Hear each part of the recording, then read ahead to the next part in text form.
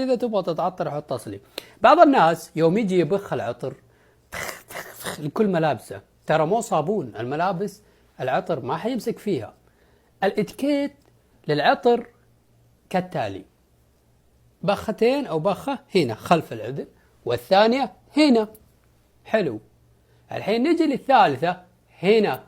شوف، لا تحط هنا على الحنجرة، ما يصلح تحط لأنه هذا عطر. حط هنا وهنا، 4.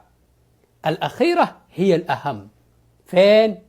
تسوي كذا وتحط خلف أسفل الشعر في الرقبة. ليش؟ لأنه وانت ماشي واقف في طابور كذا، العطر من هنا يقعد، الناس اللي وراك تشم عطر جميل، ما تشم خنين شعرك. فهمت؟